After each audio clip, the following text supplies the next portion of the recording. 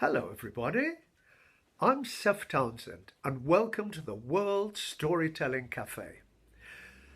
This is a special place. It's a place where people from all over the world, from every continent, are contributing to do stories. And it's run by some wonderful people who are in different places. The centre is originally in Marrakesh in Morocco, so I'd like to say hello to the people there. Ahlan wa sahlan, assalamu alaikum, azul. And there are people in different countries, there are people in Romania who are making the technical thing happen, so I'd like to say hello to them. Bună ziua, thank you very much, mulțumesc, and to everybody involved, thank you very much. A few things just before we start. If you want to have more information, go to www.worldstorytellingcafe.com and you'll get all the storytellers and all the list of what's happening when. And one little more thing. At this time, a lot of us aren't getting work in the places we normally go to, in schools and prisons and hospitals, so none of us are earning any money. But there is a little button where you can contribute if you feel you'd like to any of the storytellers you like. But I think it's time to start with a story. But before the story, something to get me going. It's a storytelling call from Ghana in Africa, and it goes like this. Everybody, everybody, bring your calabash. Bring your calabash, mofwe, mofwe, chinweba, mofwe, mofwe, chinweba, wewe ende koko, wewe ende koko, wewe ende koko, wewe ende koko, wewe ende koko, wewe ende koko, oh,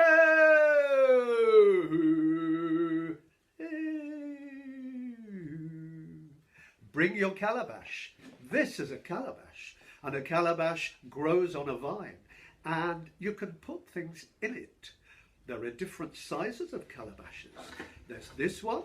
But what does a calabash look like before it's made into a bowl? It grows like this on a vine. And you can do lots of things. You can cut them to make bowls, or you can cut them this way. So you can cut them, slice them that way, and make a spoon.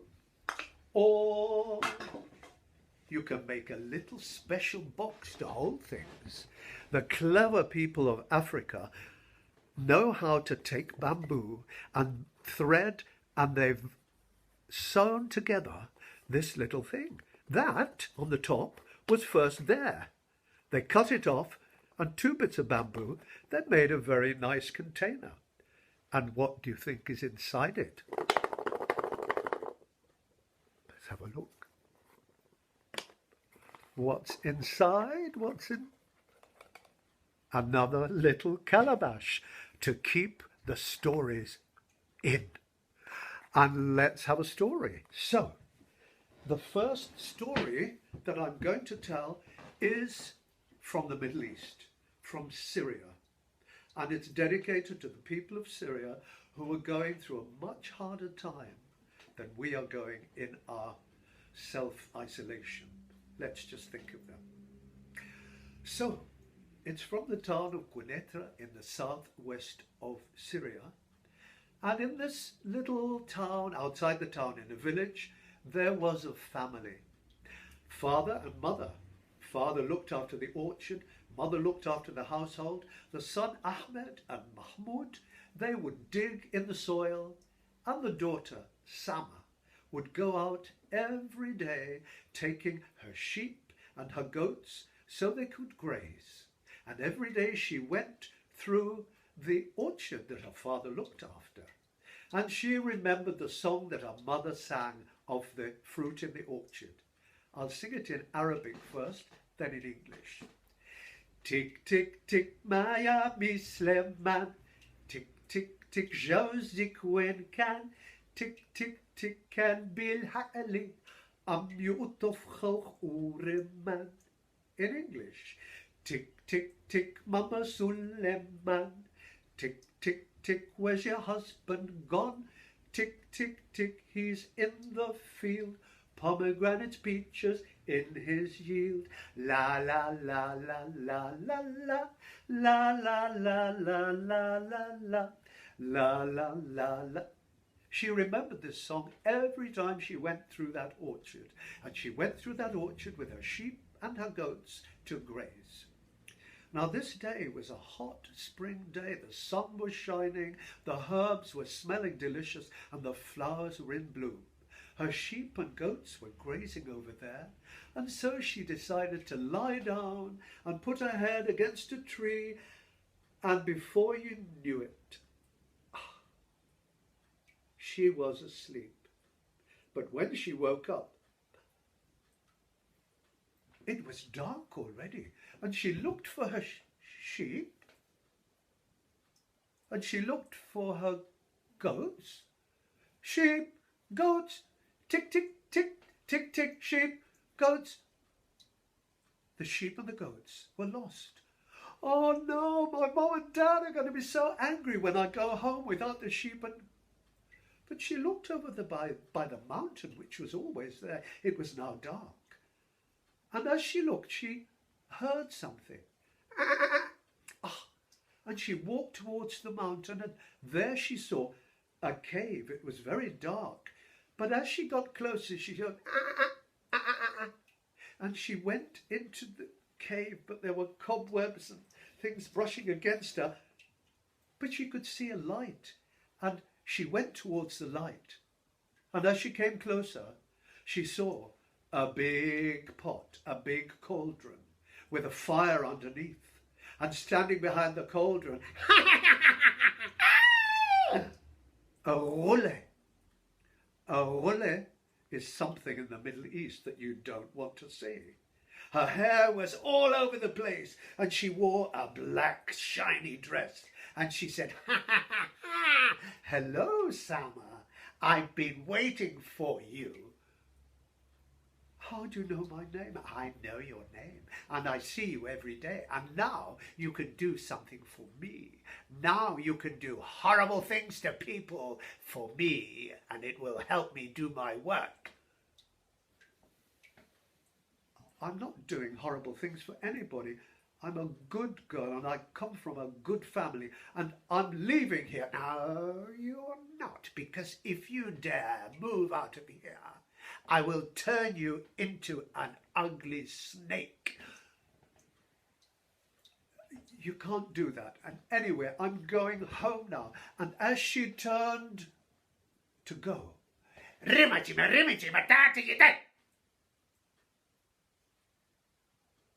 and Sama felt her arm move and stick to her body, and the other arm and her legs together.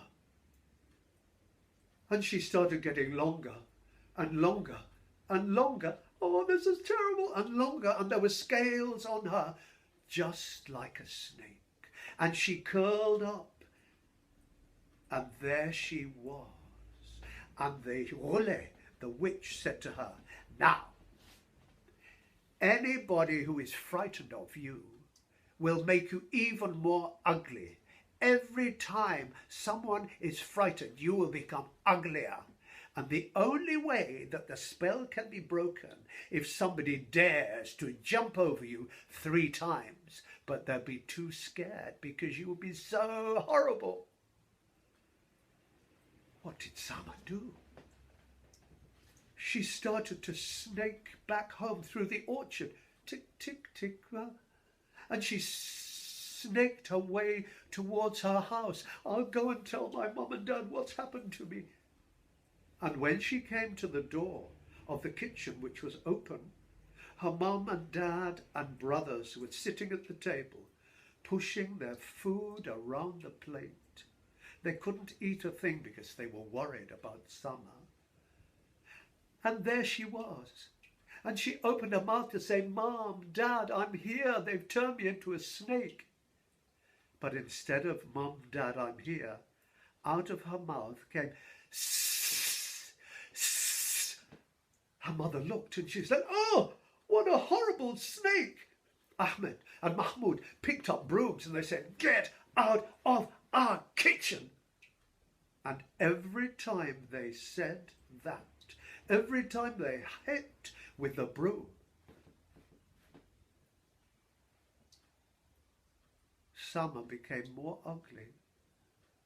And she said, "Even my mum and my dad don't recognize who I am."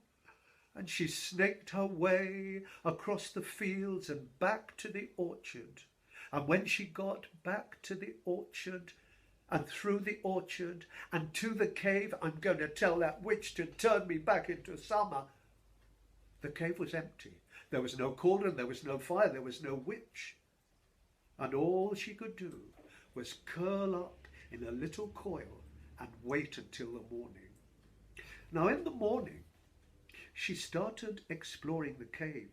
She came to one entrance, a door, and she went through the door, and it was filled with gold coins. She looked and went through another door, silver coins, through another door, pearls and jewels. But she thought, what can gold and silver do for me? What can pearls and jewels do for a snake? Will they keep me from the heat of the sun in the summer?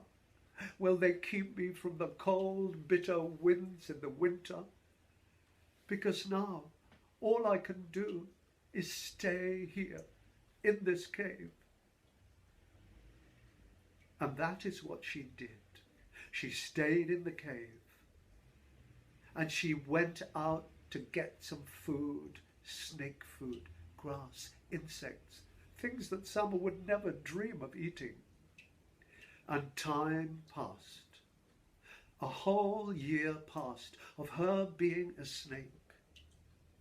But in that time, she practiced to speak because her mouth was not the mouth of Summer. Her mouth was a pointy snake mouth. And instead of saying, "My name is Summer," it said, "S, s, s." But she tried so hard and she said, "My name is Summer." And after the year she could say a few things. It was quite strange how she spoke, but she could make the sounds. And the springtime came again, and she was coiled up in the sun outside the cave, when she heard some people coming. They were laughing and she saw two of them were her brothers, Ahmed and Mahmoud, and the third one she didn't know. But they came towards her, and before they got even close, she said, "Stop! I'm Summer, your sister. I'm not a snake." And they looked at her, and she explained, "If you jump over me 3 times without being scared, I will be released from the spell. But please try. I will get more ugly each time you're scared." And Ahmed said, "Don't worry, Summer, I'm going to jump over you." And he took a run, and he ran, and he ran, and he ran, and just before he jumped over her, she was so ugly because he was so scared, and he fell over in fright. And the next brother, he said, "I'll jump over you, Summer." And he ran, and he ran, and he ran, and he started to jump, and he went over, but he fell on the other side because she was so ugly. He was so scared. So they hadn't broken the spell. And the third person, a friend of theirs who she didn't know, he said, "I'll try and do what I can." And he took a long, long run, and he ran, and he ran, and he ran. And he did it once. He had to do it again. And he ran from the other side, and he did it a second time. And a third time. And the moment he got to the other side, having jumped over her 3 times, the scales started dropping. And instead of her arms being connected to her body, she could move her arms, and she could move her legs. And she was Summer. And they put a blanket over her because she was now cold. And they took her home. And when she got home, her mum and dad were so delighted, and they cried tears of joy. and they had a big meal. But the next day, Sama and her mother and father, Ahmed, Mahmoud and the stranger, they all went to the cave, and Sama shared the gold, the silver, the pearls and the jewels, not only with her family, but with the whole of the village, who had good reason to celebrate, because Sama looked at the beautiful young boy, and he looked at her, and they fell in love, and of course there was a wedding, and everyone lived happily ever after. And that's the story of Sama the snake girl. So where to next? I think I'd like to sing a song, if you'd like that.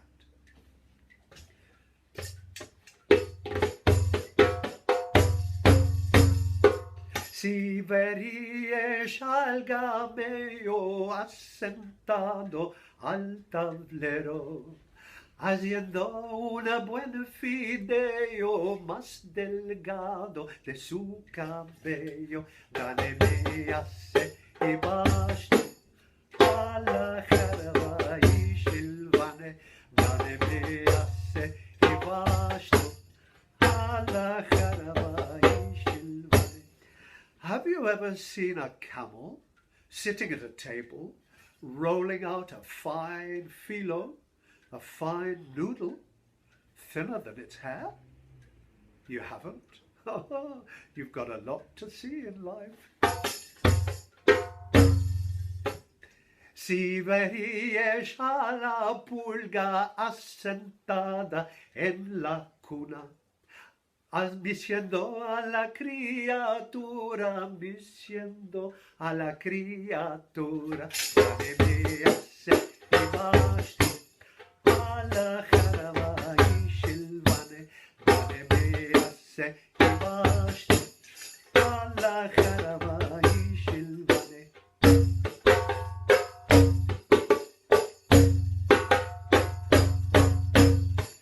Have you ever seen a mouse sitting in the corner sewing a good button? I'll sing it once more in the Ladino language that this song is sung in. Si veríais al ratón asentado en el cantón, cosiendo un buen botón, cosiendo un buen botón, dame mi hace y basto a la jaraba y silvane, dame mi hace y basto a la jaraba y silvane.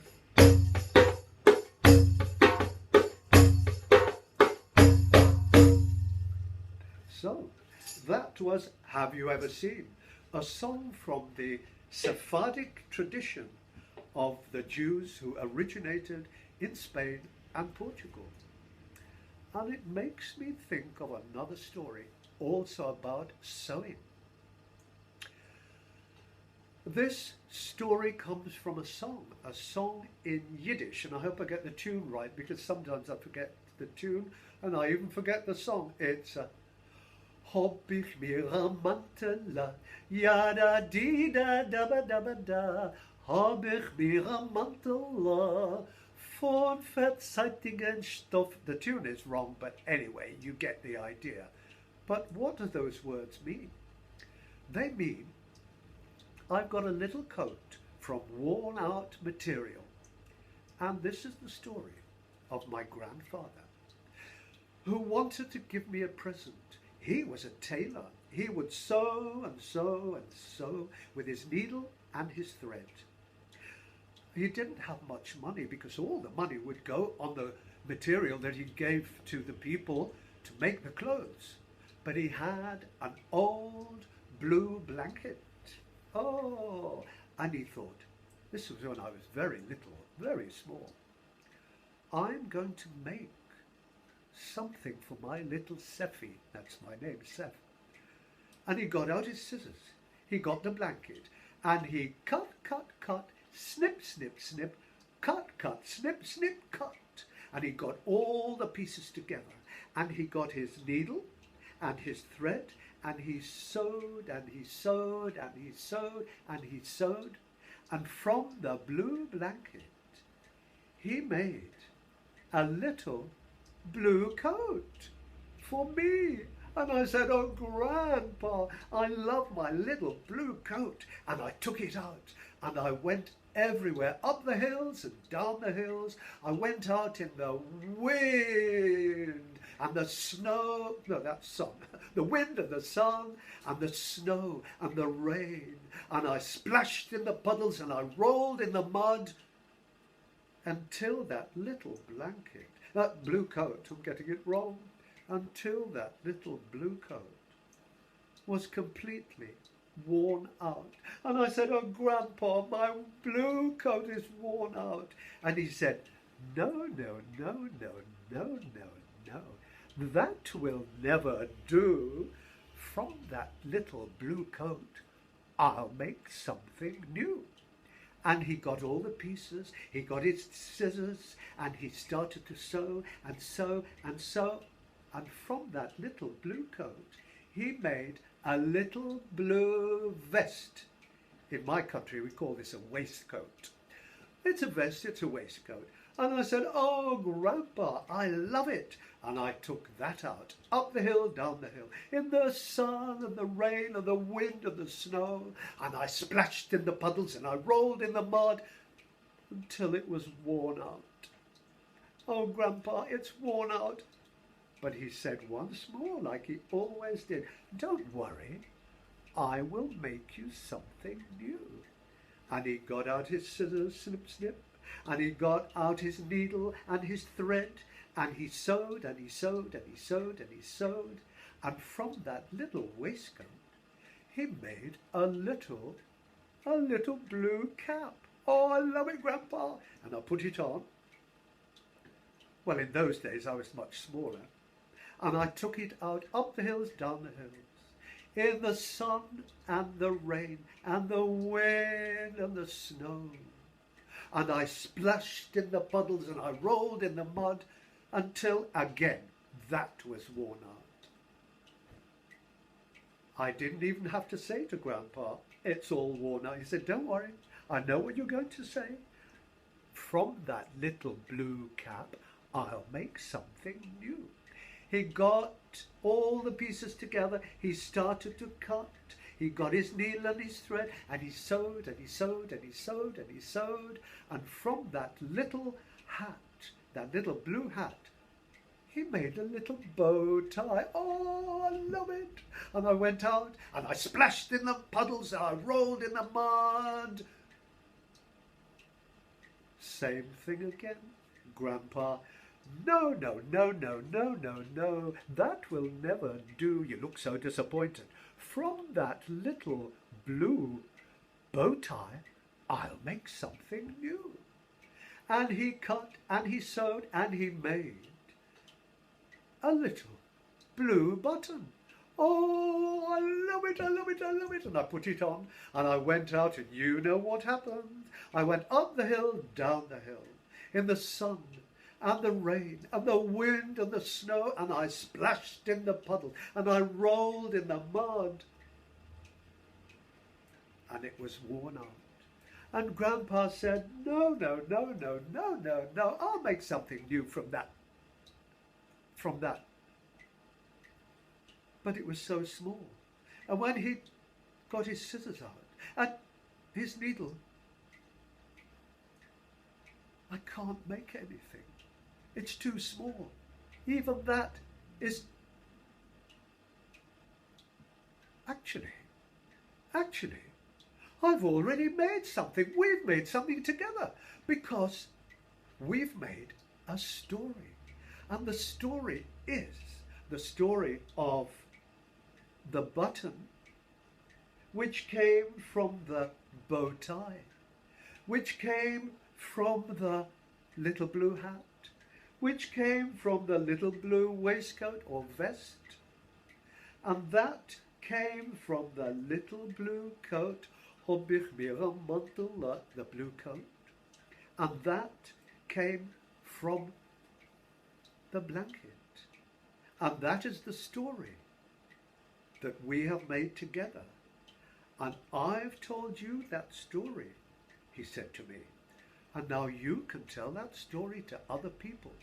And they can tell the story of the little blue coat. Hope you like that story, which came from the Yiddish tradition of Eastern Europe. But I think it's time to go across the world. Fortunately, I've worked in all the countries where my stories are from, and so I love to share them. But I'm very dry. I'm just going to take a sip of delicious. Oh, which makes me think, I think I'll do something from London before going across the world, because I'm in London. And it's a little bit of London folklore, and it goes like this. Wait a minute. How does it start? 1, 2, 3, me mother caught a flea. She put it in the teapot, made a cup of tea. The flea jumped out, me mother gave a shout. In walked me brother with his shirt hanging out. La la la la la, la la la la la, la la la la la, la la la la la. 4, 5, 6, me father's in a fix. He tried to get the billy goat to hatch a few chicks. The chicks hatched out, me father gave a shout. In walked me granny with her hair sticking out. La la la la la, la la la la la, la la la la la, la la la la la. Oompa oompa oompa pa, oompa oompa pa, oompa oompa oompa pa, oompa oompa pa. 7, 8, 9, me granny's doing fine. She washed all the children and hung them on the line. The children ran away. Me granny said, hey, we'll be back on the holiday. La la la la la, la la la la la, la la la la la, la la la la la. Oompa oompa oompa pa, oompa oompa pa, oompa oompa oompa pa, oompa oompa pa. Here is the saucer, here is the cup. Think I'll have a sip of tea, drink it all up. Delicious. And now I have to have a real cup of tea because I'm a bit dry. I've had a bit of a cold. Where to next? South America or Korea? South America. I've been very lucky to work in Argentina and Chile and Ecuador and Colombia, and I gather stories wherever I go. And I just want to show you this huipala.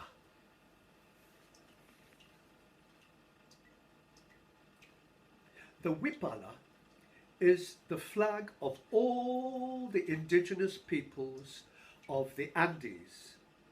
And of course, in South America, just like other colonized places, the indigenous people have suffered. But there are so many different groups in South America. There are the Atacameños, the Mapuche, Selknam, the Wichi, the Goja, the Toba, the Chibcha, the Wicca. All of these people have their own culture and they have their own stories. And I'd like to tell you a story that comes from the Atacama, which I was visiting a couple of years ago, and I learned a lot of stories. And this story is about this little creature. You see it?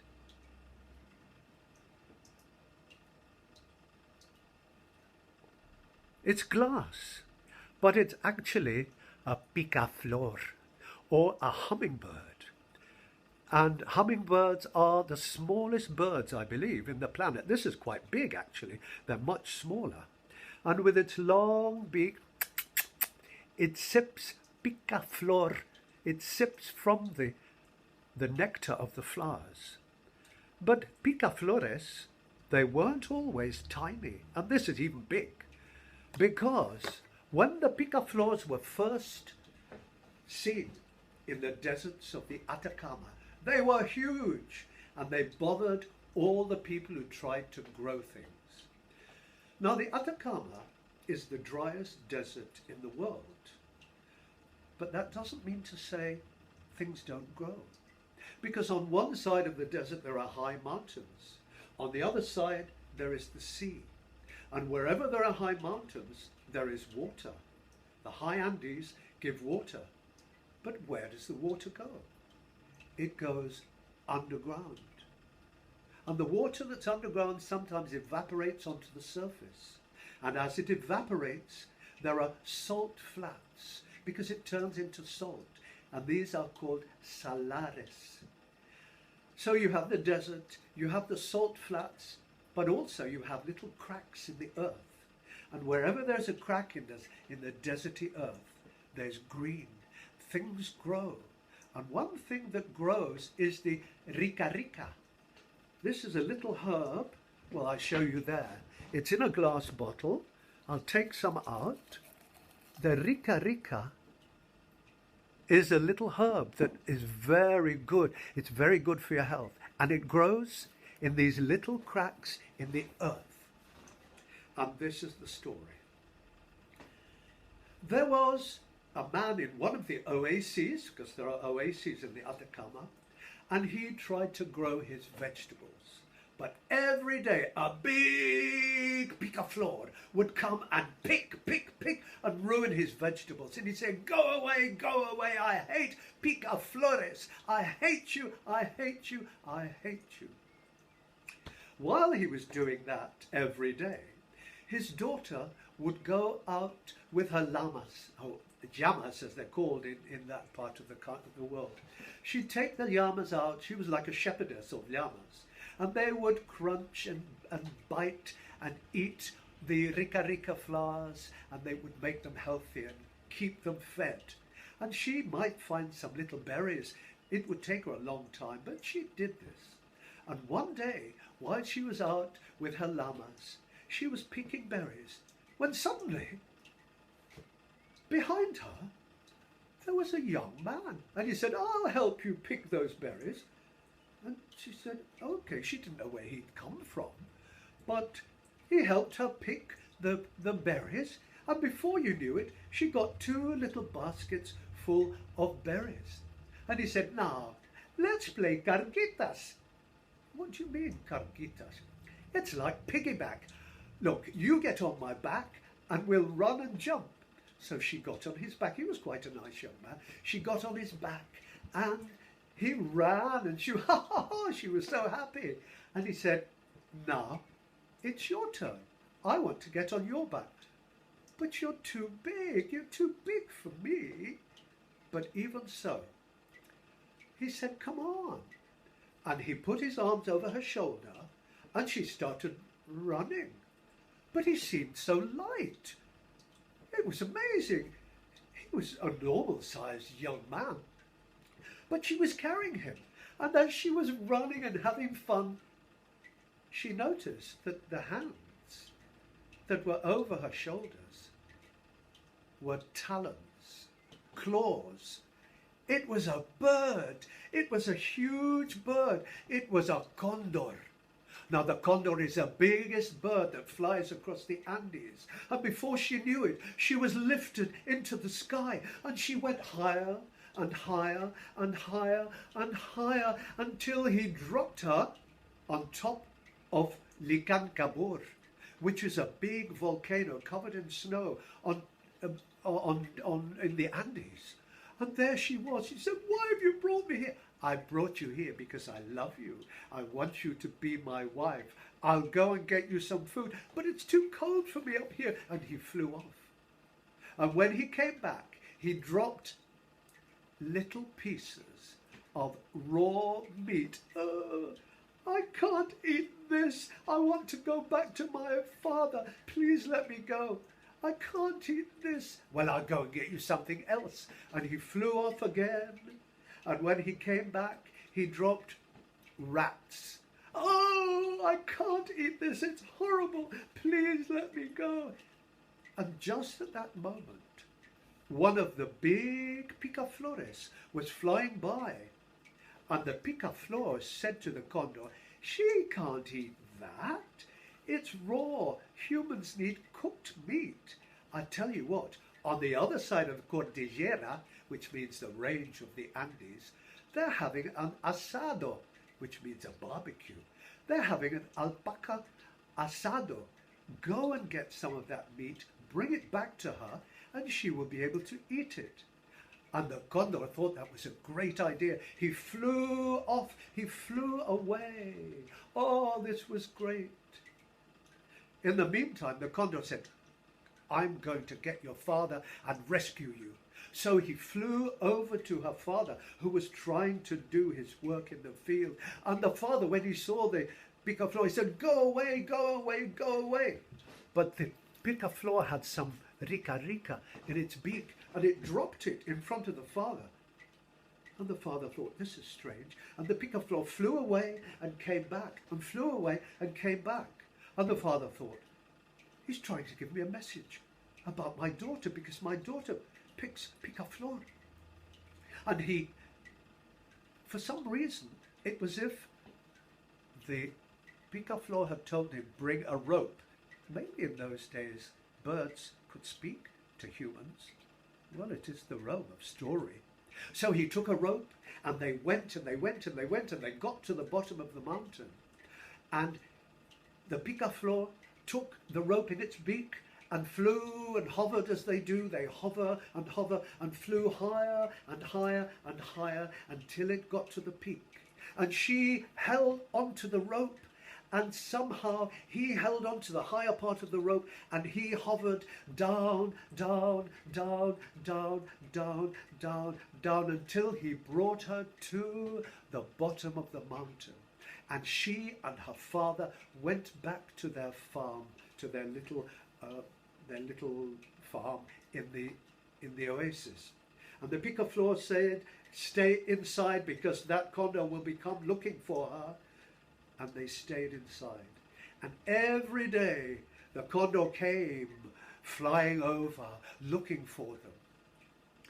One day the picaflor went back to see how they were. And just as the picaflor arrived there to see how they were, the condor arrived. And the condor finally had found the one who had taken his wife. And the condor pounced on the picaflor and bit and tore and pulled with its talons and bit and bit and bit and bit and bit, until the picaflor was in 100 pieces on the floor, on the ground. And the condor flew away. But inside the house, the father and the daughter, they heard the fluttering of wings, the fluttering of little wings. And when they looked out, they saw not one, not two, but hundreds of tiny little picaflores, of tiny little hummingbirds. And ever since that day, the people in that little desert oasis have welcomed the picaflor, the hummingbird, to their homesteads, because they know that the picaflor saved the daughter of the farmer. And that is the story from the Atacama Desert, which I picked up a couple of years from some lovely people who live there. So, I think it's time to go to another part of the world. I hope you're okay with me going from one place to the next. Another place I've worked, and I've told stories, and I've learned a lot, is Korea. I've been to North Korea and South Korea, and everywhere I've been, I've picked up stories. And this is a story that I love. which is the story I'm going to tell? Oh, yes. I was just thinking, I know so many stories, but this is a story that I picked up when I was in Korea about 10 years ago, and it's one that's very special to me, and I'd like to share it with you. There was once an old man and an old woman who loved each other. They were so loving. Not only did they love each other, they seemed to love everybody around them. Maybe the reason was that they had no child of their own to love, and so all their love went out to all the people around them. They were old now, and because they didn't have any children, life was hard. When they dug to plant their lettuces, their radishes, it was very hard. And when in the autumn, when all the chestnuts are on the trees, they had to wait for the chestnuts to fall. They couldn't do what other people do, hit them with sticks or climb up to get them. And so they would wait. And they always remembered the song that people sang at this time of year. Para mi bunda, para mi boro, yon pyong pada, para mi bunda, para mi boro, ogni stagione, gumba mio, winds gently blowing,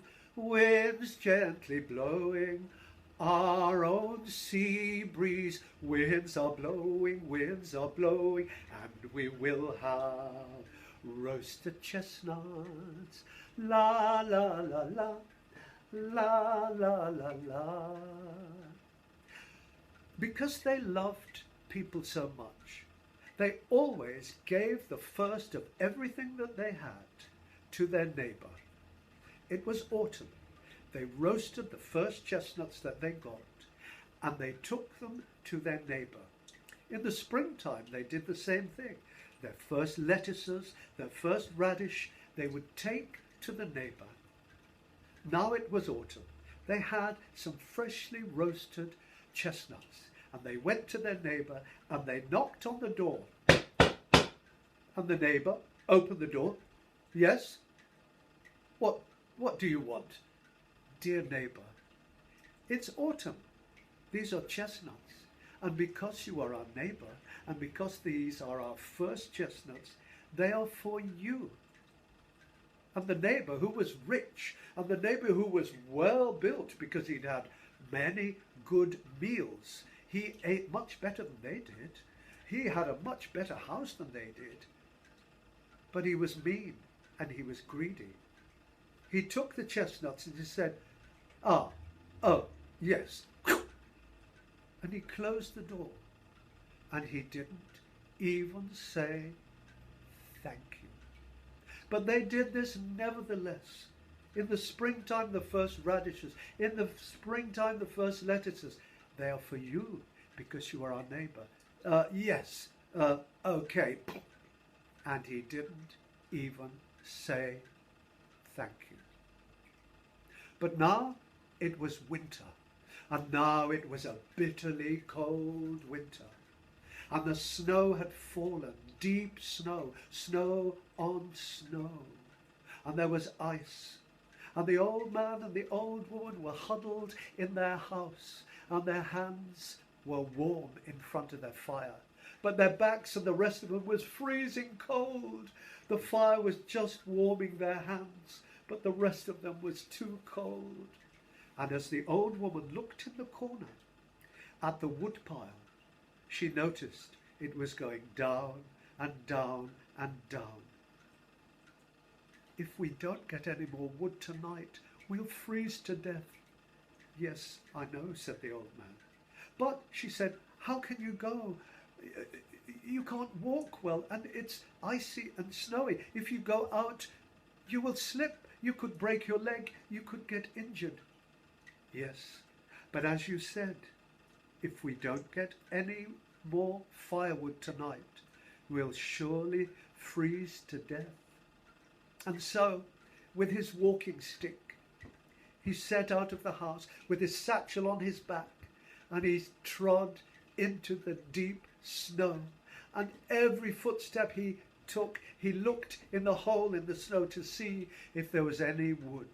He took a little twig here, a little branch there, but it was wet and too hard to burn.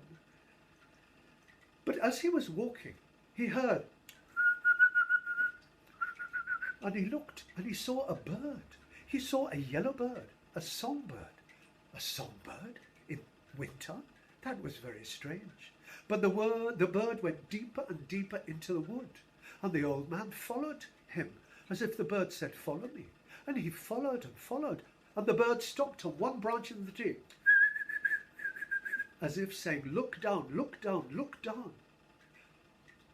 And the old man looked down, and down in the ice, coming out of a hole in the ice, out of a spring that he'd never seen before in this wood, there was water.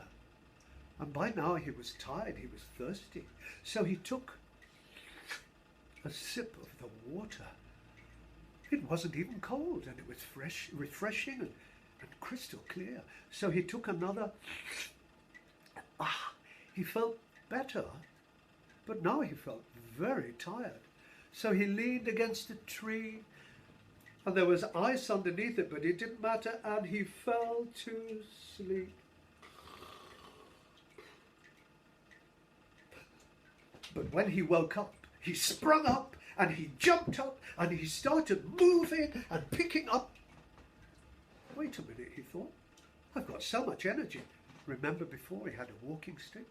None of it now. He was as strong as an ox, and he picked wood, and he moved the snow, and before you knew it, his satchel was full of snow. It was so full he was holding on to it, and he couldn't knock on the door. So he kicked against the door, and his wife opened the door and said, what do you mean, let me in? But you're so young. Feel your skin. Of course, he had to feel his skin because they had no mirrors in those days. It's true. There's not a wrinkle on my face.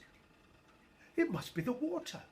Come with me, and I'll take you to get some of that water that's turned me into a youth. And he took her by the hand, and she said, "Wait a minute, I'm still old." But he picked her up by the arms, in his arms, and he went to the wood, and she took some water. But rather than let her lie on the cold earth and go to sleep after she felt tired, he picked her up and he took her back home.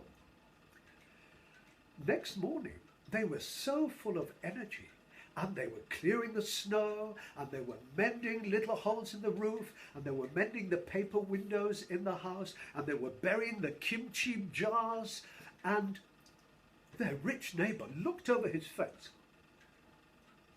What's going on? Who are those new people in my neighbour's hut? I'm going to find out. And he went over. By now they'd gone in to have a little sip of tea. And he knocked on the door. They opened the door. Who are you? Where do you come from? Where are my neighbours? What's happened? He couldn't understand. And they explained to him everything that had happened. And they told him everything that I've told you. And before he finished listening to the story, he was off into that wood. Now that was about 10 o'clock in the morning. It was winter time, remember? And now it was 4 o'clock in the afternoon. And the wife said to her husband, "He went and he's not back. He must have fallen over in the snow, or some wild animal has killed him. We must go and find out and see what's happened to him." And they went into the wood, they went through the snow, and they went to the place where that little spring of water was. But they saw nothing except a little pile of clothes, a little pile of his clothes. You see, an animal has eaten him, and animals don't eat clothes, they just eat flesh and bones. Something's happened to him. But then as they looked at the little pile of clothes, it started to move. And then out of the movement, they heard, it was a baby. And they went over and they picked up that baby. And the man looked at his wife, and the wife looked at her husband. And without saying a word, they knew what they were going to do. And they did it. They took that baby home, and they raised that baby up. And the baby became a child, and the child became a young man. And everyone said in the village, "Isn't that young man generous and kind?